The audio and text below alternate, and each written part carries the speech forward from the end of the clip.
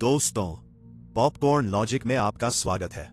यहां हम डरावनी, रहस्यमयी और दिमाग घुमा देने वाली फिल्मों और एनिमे की कहानियों को आसान भाषा में समझाते हैं। अगर आपको हॉरर कहानियां और डार्क मिस्ट्री पसंद है तो वीडियो को अंत तक जरूर देखें।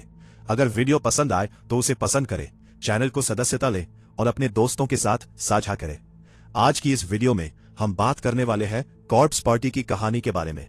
यह एक जापानी हॉरर एनिमे है जिसका निर्देशक अकीरा इवानागा ने किया है और इंटरनेट फिल्म डेटाबेस यानी IMDb पर इसकी लगभग 6.3/10 रेटिंग है। यह कहानी एक श्रापित स्कूल और वहां भटकती खौफनाक आत्माओं के बारे में है। तो चलिए अब शुरू करते हैं कॉर्प्स पार्टी की पूरी कहानी। दोस्तों, कॉर्प्स पार्टी की कहानी की शुरुआत किसारागी एकेडमी में होती है, जहां एक समारोह के बाद कुछ दोस्तों ने अपनी दोस्त मायू सुजुमुरा को विदाई देने के लिए इकट्ठा होते हैं, क्योंकि मायू अपना स्कूल बदलने वाली होती है। मायू को याद रखने के लिए सारे दोस्त मिलकर साचिको एवर आफ्टर नाम का एक मंत्र करते हैं। इस मंत्र में सभी लोग एक कागज की गुड़िया को पकड़कर यह इच्छा करते हैं कि वो सभी हमेशा दोस्त बने रहेंगे। मंत्र करने के बाद सभी उस कागज की गुड़िया का एक एक टुकड़ा अपने पास रख लेते हैं, लेकिन जैसे ही यह मंत्र पूरा होता है, अचानक सभी को एक भूकंप जैसा झटका महसूस होता है और कुछ ही क्षणों बाद जब सभी को होश आता है तो वो खुद को हेवनली होस्ट एलिमेंट्री स्कूल नाम के एक पुराने स्कूल में पाते हैं। लेकिन यहां पहुंचते ही सभी दोस्त एक दूसरे से बिछड़ चुके थे। स्कूल को खोजते हुए दो दोस्त नाओमी और साइको फिर से एक दूसरे से मिल जाते हैं और वो दोनों साथ मिलकर यहां से बाहर निकलने का रास्ता ढूंढने लगते हैं। भूकंप के कारण नाओमी के पैर में मोच आ जाती है, इसलिए प्राथमिक उपचार कक्ष में साइको उसके पैर पर पट्टी बांध देती है। नाओमी वहीं आराम करने लगती है और तभी साइको को पता चलता है कि उसका साचिको मंत्र वाला कागज कहीं खो गया है, इसलिए वह उसे ढूंढने के लिए कमरे से बाहर चली जाती है। लेकिन जैसे ही साइको बाहर जाती है, उसी समय उस कमरे में नाओमी पर एक भूत हमला कर देता है। किसी तरह नाओमी अपनी जान बचाकर वहां से भाग जाती है और भागते हुए उसे स्कूल में एक छोटी बच्ची दिखाई देती है जो लाल रंग की पोशाक पहने हुई थी। कुछ समय बाद जब साइको वापस नाओमी के पास आती है तो नाओमी डर और गुस्से में साइको पर ही अपना सारा गुस्सा निकाल देती है। इस बात से साइको बहुत दुखी हो जाती है और वहां से चली जाती है। कुछ देर बाद जब नाओमी का गुस्सा शांत होता है तो उसे अपनी गलती का एहसास होता है और वह साइको से माफी मांगने के लिए उसे ढूंढने निकलती है। लेकिन जब नाओमी उसे ढूंढते ढूंढते स्नान घर में पहुंचती है तो वहां का दृश्य देखकर उसके होश उड़ जाते हैं। वहां साइको ने खुद को फांसी लगा ली होती है और नाओमी उसे बचा नहीं पाती। दूसरी तरफ किसारागी एकेडमी के बाकी छात्र भी समझ जाते हैं कि वो सभी किसी तरह हेवनली होस्ट में पहुंच चुके हैं। दरअसल कुछ साल पहले इसी जगह पर हेवनली होस्ट नाम का एक स्कूल हुआ करता था, जहां आज किसारागी एकेडमी बना हुआ है। हेवनली होस्ट में कई साल पहले एक बहुत ही भयानक हत्या की घटना हुई थी, जहां योशिकाजु यानागिहोरी नाम के एक आदमी ने 4 बच्चों की जीभ काटकर उन्हें मार डाला था। इस घटना के बाद स्कूल की इतनी बदनामी हुई कि अंत में उसे हमेशा के लिए बंद कर दिया गया। उधर हेवनली होस्ट में आयुमी शिनोजाकी और योशिका किसुनुमा पर उन 4 बच्चों में से एक बच्चे की आत्मा हमला कर देती है, लेकिन तभी एक दूसरी आत्मा आकर उन्हें बचा लेती है, जिसका नाम नाहो था। असल में नाहो एक मशहूर लेखिका थी जो अपने लेखों में डरावनी घटनाओं के बारे में लिखती थी। उसी ने अपने लेख में साचिको मंत्र के बारे में लिखा था और उसी लेख को पढ़कर किसारागी एकेडमी के छात्रों ने साचिको मंत्र किया था। नाहो उन्हें बताती है कि अगर उन्हें यहां से निकलना है तो उन्हें हेवनली होस्ट में उन 4 बच्चों की कटी हुई जीभ को ढूंढना होगा और उन्हें वापस उन बच्चों को देना होगा, तभी उन बच्चों की आत्माओं को शांति मिल पाएगी।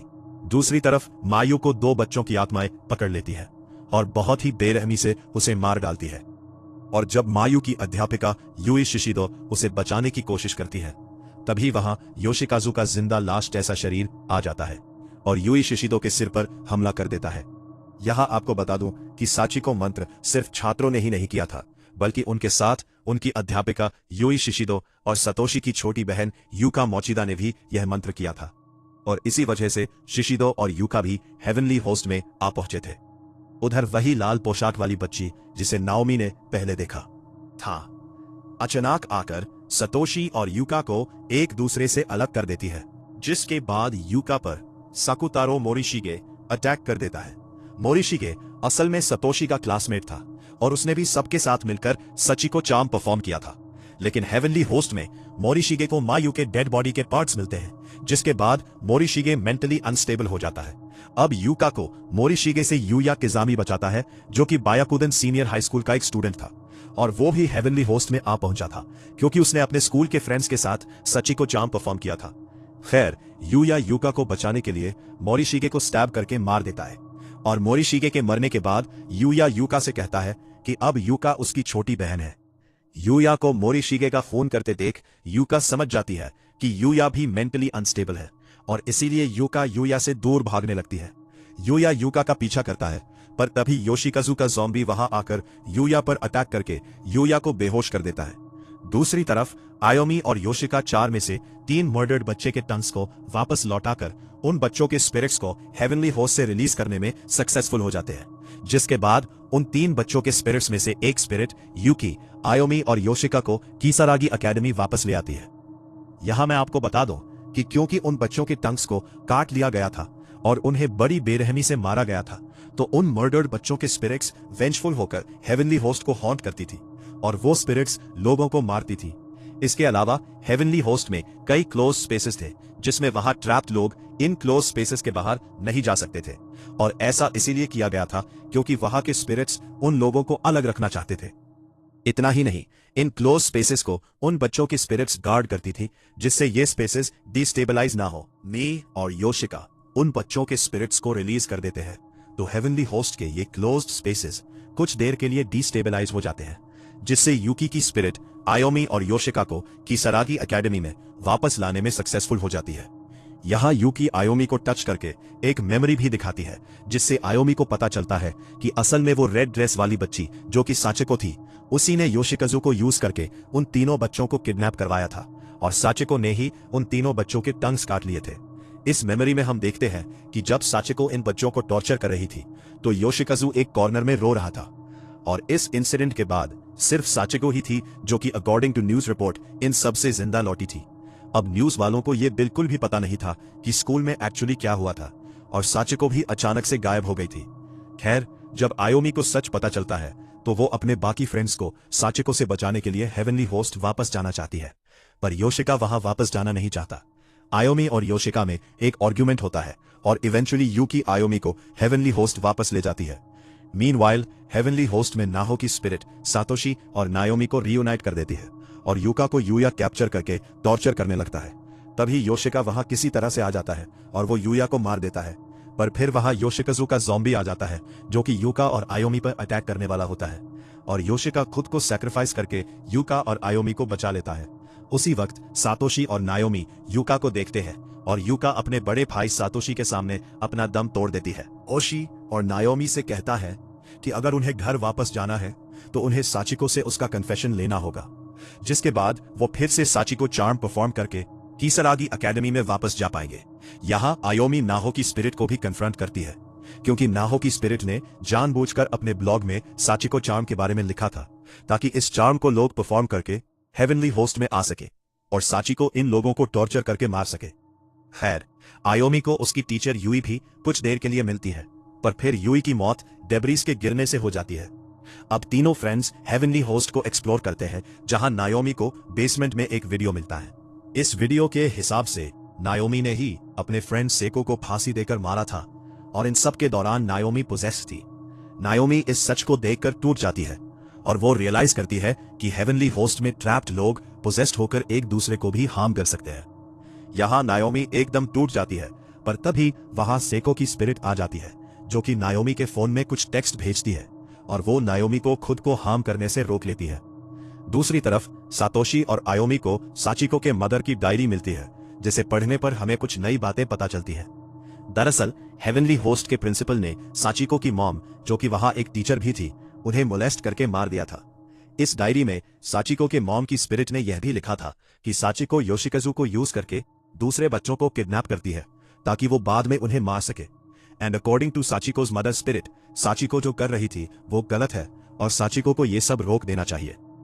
अब सातोशी और आयोमी ये डिड्यूस कर लेते हैं कि साचिको वेंजफुल हो गई थी, इसीलिए वो दूसरे बच्चों को मारने लगी थी, ताकि उन बच्चों की स्पिरिट्स भी हेवनली होस्ट में रहे और साचिको की मॉम की स्पिरिट वहां अकेली ना पड़ जाए। अब यहाँ पर सातोशी और आयोमी एक विजन भी देखते हैं, जहां हेवनली होस्ट का प्रिंसिपल बिल्डिंग से गिरकर मारा जाता है, जिसे शायद साचिको ने ही नीचे गिराया होगा। खैर, सातोशी और आयोमी एक रूम में आते हैं, जहां एक ड्रॉर में सातोशी को एक टंग मिलता है और इस रूम को ढेर सारे सीलिंग चार्म से प्रोटेक्ट किया गया था। जब सातोशी उस ड्रॉर में रखे एक सिजर्स को छूता है तो उसे एक विजन दिखता है। असल में साचिको ने प्रिंसिपल के कांड को देख लिया था और वो दूसरे लोगों को प्रिंसिपल के कांड के बारे में बता सकती थी। इसीलिए प्रिंसिपल ने साचिको के टंग को काटकर साचिको को भी मार दिया था। अब अपनी और अपनी मॉम की मौत के बाद साचिको वेंजफुल हो गई थी, जिसके बाद उसने प्रिंसिपल को तो मारा ही, पर साचिको की स्पिरिट हेवनली होस्ट में स्टूडेंट बनकर आई और वो योशिकाजु की मदद से दूसरे स्टूडेंट्स को भी मारने लगी थी। एनीवेज, अब सातोशी और आयोमी को साचिको की बॉडी एक रूम में मिलती है और तभी वहां साचिको की स्पिरिट भी आ जाती है, जो कि सातोशी को टॉर्चर करने लगती है। अब वहां नायोमी भी पहुंचती है और वो तीनों फ्रेंड्स मिलकर साचिको को यह बताने की कोशिश करते हैं कि जो वो कर रही है वो बिल्कुल गलत है। वो साचिको को उसका टंग वापस करते हैं, जिससे साचिको की स्पिरिट को फाइनली पीस मिलती है। अब साचिको की स्पिरिट को रिलीज करने पर हेवनली होस्ट के क्लोज्ड स्पेसेस डिस्टेबलाइज होने लगते हैं और तभी यूकी सातोशी, आयोमी और नायोमी से कहती है कि उन्हें वहां से जल्दी जाना चाहिए। सातोशी, आयोमी और नायोमी साचिको चार्म परफॉर्म करने वाले होते हैं कि नायोमी कहती है कि उसने अपने पेपर का टुकड़ा खो दिया है।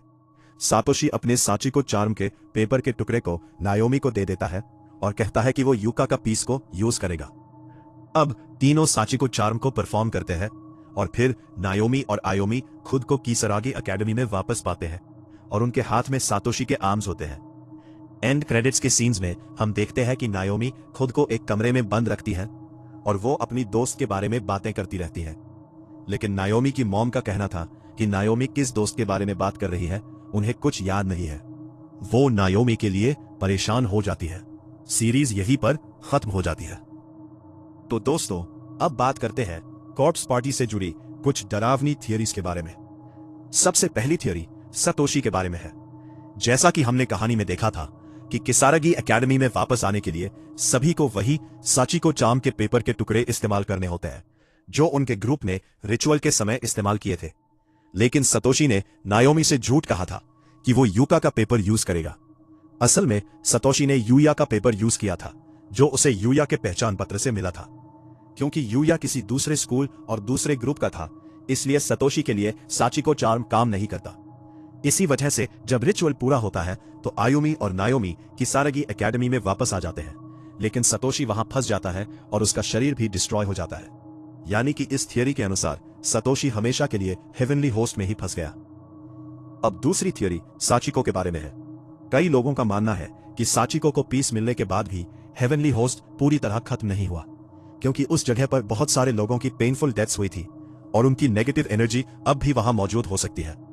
इसका मतलब यह हो सकता है कि हेवनली होस्ट का कर्स पूरी तरह खत्म नहीं हुआ और फ्यूचर में कोई और भी उस जगह पर फंस सकता है। तीसरी थियरी नायोमी के बारे में है। एंड क्रेडिट्स के सीन में हम देखते हैं कि नायोमी अपनी मॉम से सेको के बारे में बात करती रहती है, लेकिन उसकी मॉम को सेको नाम की किसी भी लड़की के बारे में कुछ याद नहीं होता। इससे यह थियरी निकलती है कि जो लोग हेवनली होस्ट में मर जाते हैं उनका एग्जिस्टेंस धीरे धीरे दुनिया से मिट जाता है। लोगों की मेमोरी से भी उनका नाम और पहचान गायब हो जाती है। यानी कि ऐसा लगता है जैसे वो इंसान कभी इस दुनिया में था ही नहीं। और यही वजह है कि नायोमी की मॉम को सेको याद नहीं है। तो दोस्तों, यही थी कॉर्प्स पार्टी की पूरी कहानी और उससे जुड़ी कुछ डरावनी थियरीज। अगर आपको यह वीडियो पसंद आई हो तो वीडियो को लाइक जरूर करें, और अगर आप ऐसी ही डरावनी फिल्मों और एनिमे की कहानियां देखना चाहते हैं तो पॉपकॉर्न लॉजिक चैनल को सब्सक्राइब करना बिल्कुल मत भूलिए। वीडियो को अपने दोस्तों के साथ शेयर भी कीजिए ताकि वो भी इस डरावनी कहानी का मजा ले सके। मिलते हैं अगली वीडियो में एक और खौफनाक और रहस्यमयी कहानी के साथ। तब तक के लिए पॉपकॉर्न लॉजिक देखते रहिए।